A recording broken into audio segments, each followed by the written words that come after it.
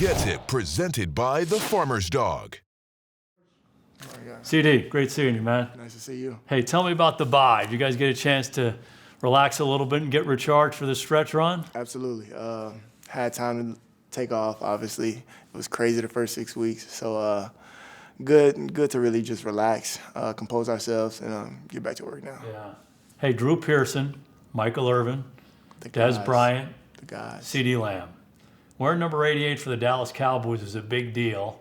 Talk about what it's like to be in that elite group and what it means to you. It means a lot. Obviously, shows character. Along with that is a lot of expectations. So I put that on myself, obviously, but just having it well known and then just carrying on the legacy of those guys and what they've done and the success they've had with the jersey number. It's been amazing. It's been a fun ride, and we're just getting started. What have you learned from those guys in your interactions with them? Oh, a lot. It's different interactions. Let's start there, okay? Obviously, you have 3 different characteristics and energy levels from all 3 of them. So they got energy now. Yeah, absolutely. So no, it's quite fun. You learn a thing or two from guys that have had much success in this league and on and off the field, business movements and things of that nature. So I keep in touch. Yeah. Hey, the standard is high here with the Cowboys wearing 88. The spotlight's bright. Right. Talk about what that's like and what's great about it and what sometimes can be challenging about it.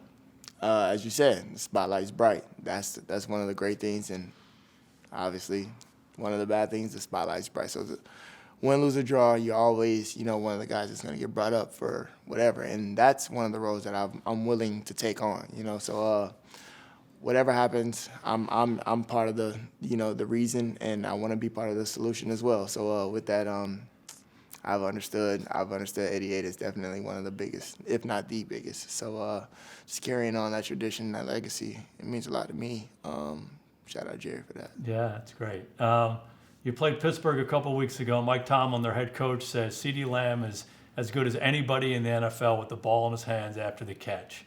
What does that make you feel like? It means a lot. I take a lot of pride in it. Honestly, when I play, I feel like the play hasn't started until I get the ball.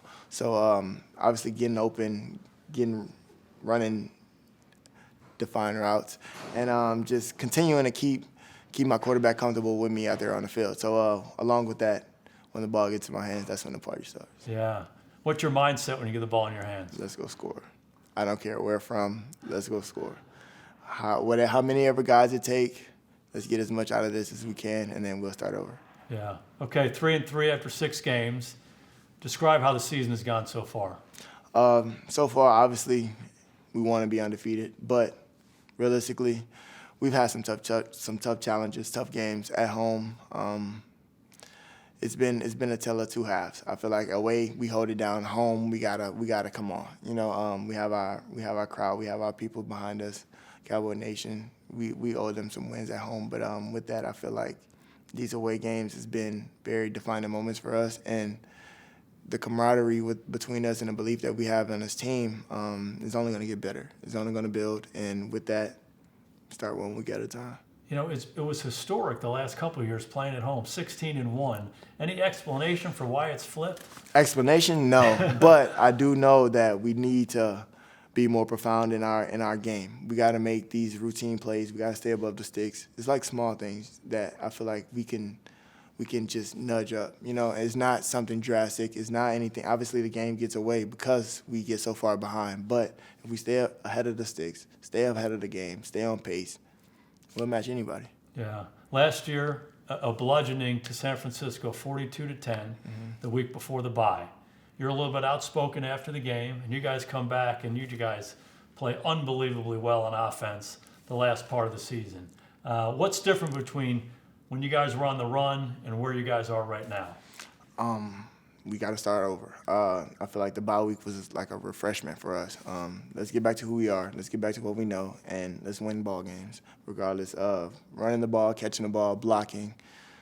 Let's just play routine football, starting from everyone, to be honest. You can't just single out anybody. We all know that we're in this together. Tackling, things of that nature. Let's just get back to the basics, and then with that, we'll move forward. You and Dak on a historic pace in the early part of your career, but it's been different. Any explanation for that? Yeah, obviously it's well known now that me and Dak is a nice duo. We complement each other well. Yeah, to say the least. But with that, we know it's a game of adjustments. Whoever can adjust the most, they win the game. So with that, this bye week, we definitely made some adjustments, and we're going to look to attack these defenses from different areas, and that's where the fun is in the game. You've used the word fun a few times. I've heard you say out loud that, hey, I play my best when I'm having fun. If you watch the Cowboys, there have been some frustration on the sidelines. The cameras love to zoom in on it. For sure. There was something in Pittsburgh a couple of weeks ago about, hey, throw it high to me. Talk about that frustration, how that fits into having fun, and how you and Dak can communicate on the sidelines to guys be your best. So the frustration comes from the competitive level, obviously, of the work that we put in throughout the week, right? And if he has some frustration, he's going to come tell me, and vice versa. It's not that we're beefing. It's not that we're arguing. It's not that we're anything of that negative nature. I've been on a few of these sidelines. I know how Right. this So, works. exactly. So you understand the vibe, and it's constructive criticism. And it's not that I'm beating him or bashing him or anything of that. It's more so like, let me help you and vice versa. You help me, you know, and let's, as a unit, move forward. And I'm giving options of what I see and vice versa, because him at quarterback is not the same view as me as receiver. I have one guy in front of me, and no one's attacking me, obviously. Oh, yeah. But, as for him, he got 5'10", 300-pounders for, big guys up there blocking and some trying to attack him. He has a lot of things going on through his head. So different point of views, and I feel like with that goes a long way as a unit. Did missing camp have anything to do with maybe you guys not being quite as aligned early part of the season? Absolutely. I'm going to be truthful, and I will say, it's not going to be just a pickup from what we were at the end of the season last year. But with everything, the work that we've had built up, we'll be fine. Yeah, no doubt. Every coach, every team, guys talk about eliminating the noise. Mm-hmm. You try to do that, focus. Mm-hmm. Let me just tell you what the noise is. One of the greatest players in this organization's history, Troy Aikman, comes out and says, the Cowboys wide receivers don't run good routes. CeeDee Lamb's got to get off the ball better. When you hear that noise, how does that land on you and the group? Me as a leader, obviously, I take it in. And we got to work. That's just more, I use it as a building block. Like, if you say that our routes are lazy, things of that sort, let's go out here every week, and I'm going to show you that my routes, So personally, I take that as, again, constructive criticism. You can't really take everything personal in this realm of work that we do, especially some things that we can control. So if we can control it, let's go out here, work at it, and continue to get better at it. So for me, I go work. I'm a hard worker. You know what I'm saying? So anything that you say that I'm not doing, I'm going to show you that I am doing it. So you're motivated by the noise. Oh, no doubt. Yeah, no doubt. That's great. How about some more noise? I've said this out loud. The Cowboys have been such a physical team through the years. Mm-hmm. They're not very physical right now. They're not running the football. They're not stopping the run. Right. What do you say to that? I agree. And, we're not oblivious to the truth now. We understand the things that we have to correct. And week in and week out, we're looking to correct it. And we've been harping on it. We've been heavy on it. And we're looking to making those changes as we go further throughout the season. We can't make all those changes in 1 week. Granted, that's the team we are. We are the physical ground and pound. And if we need to throw the ball, we will. We can. We have the guys to do it. We have the guys that is going to get open. And, again, I have no doubt about it. I know that we're going to make those changes. I know the team that we are, the work that we put in, again, continuous weeks, just the work, the effort, the energy, the time. This is not anything that we're just going to go out there and just BS, if you will. Yeah. Cowboys 49ers, what does that rivalry make you think of? It's elite. It's top tier. Just been in this league for 5 years now. I've seen it. I know it's a different game, different physicality. Obviously, you got NFC that plays a part into it, so the rivalry, it hits different. Tell me about the 49ers defense. Them boys are physical, and that's point blank. When you going in to play the Niners, you got to bring your hard hat. And that's just point blank, period. You know the guys that they have out there on defense. You know who is led by. So he's a nice player, and we know what we got to do We got a couple nice players. Talking about that guy in the middle? Yeah, the leader. Yeah, he's pretty good. He's pretty good. So what's the key to this game? Go out there and match their physicality and not so much match it. Just go out there and be us. I feel like once you start playing to the opponent's game, that's where you lose. Let's go out there, play our game, be physical, run the ball, throw the ball, have fun, and knock some heads. But obviously, end of it all, let's win the game. How closely do you watch the other great receivers, Jefferson, Tyreek Hill? How closely do you watch those guys every week? That's funny. But nah, it was quite the experience, quite honestly. The holdout situation was definitely unique, but happy for those guys. You know, they got what they deserved in life-altering and changing moments for them financially, and the things that they've done up to this point, you get rewarded and appreciated. So it was huge, and I was happy for them. Very close. Do you watch the box score of those guys each week? Do you watch their tape? No, I watch the tape. I watch the tape. I love football, so I'm a huge football guru. I love the guys, especially the guys that's very talented at my position. You know, so I have no hate towards them, no bad blood. It's all work, and I am a huge fan of somebody that's elite at what they do. So the guys like Justin Jefferson, you got Jamar, Devontae, Tyreek, unique skill sets, different at their own work and their own craft. So for me, I'm watching them guys. I'm seeing how they getting open. I'm seeing the things that they're doing to get open. I'm seeing how they line up, mannerisms. The list could go on and on. As accomplished as you are you stealing moves from them? I wouldn't say stealing moves, but I will say I'm very intrigued as to what are you doing. You know, so with that, you can never not learn. You know, and I'm a huge advocate of that. I'm a learner of the game, and I admire it. Yeah, I've heard you say football is your sanctuary. What does that mean? Which means when I wake up, that's the first thing on my mind. How can I get better at this?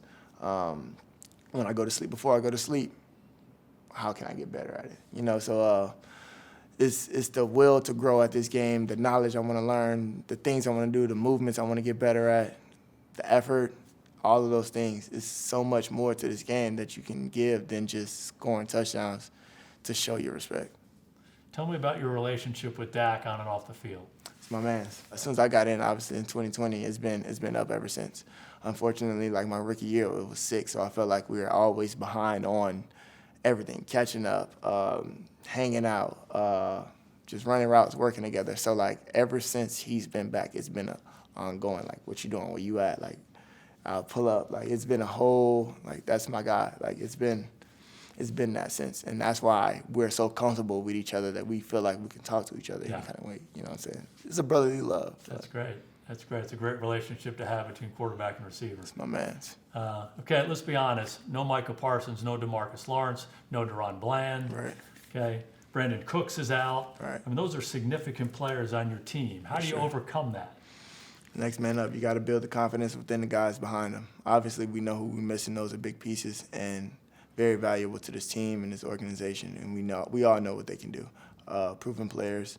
But it's all about, like, the game isn't going to always be on your proven players. It's about the guys that's behind them or next to them. You got to build them up. And we're only going to get as far as good as they are.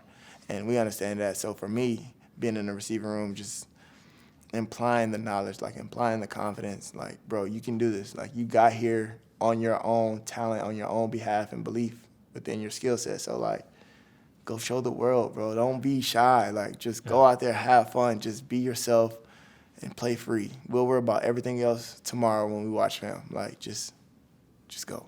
Do you feel like you take on a bigger role as a player and as a leader when those guys are out? Absolutely, because they need someone to lean on. They need the confidence. Like, we go out there, I'm telling them, like, I'm out there with you. You don't have to worry about the other side because I'm doing my thing. Just worry about you, and trust me, we're going to be successful. So with that, I just want those guys to just go out there and play carefree. You do that, you never know what kind of play you might make. You might do some superheroes type, you know? So it's, again, instilling that confidence. I'm making sure that they're out there ready to play. Yeah. When you wear 88 for the Dallas Cowboys and the standard's high and the spotlight's bright, there's a lot of pressure that comes with that. Do you embrace that? Is that when you're at your best? Absolutely. I love the pressure.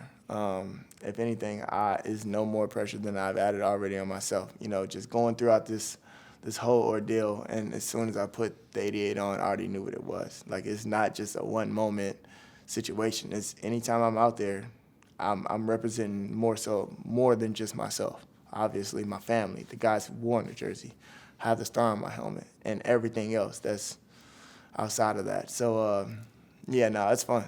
And I say fun, and with that, I take it to the chin every time.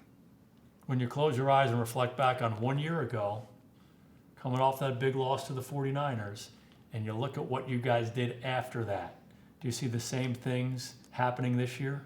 I do, and I have no doubt about it. And why do you say that? Just because I know the players that I have in this locker room, and I know the end goal. We all on the same thing. We've had plenty of meetings. You can only meet so much, right? But just going out there and having the confidence, the swagger, the vibe, it's different. It's some things that you just can't teach. It's some things that you just can't always talk about. You have to make sure that those guys feel exactly how you feel and show it. You show it. The confidence goes through play. If you play good, I'm telling you, you're gonna feel phenomenal. Great. It's awesome.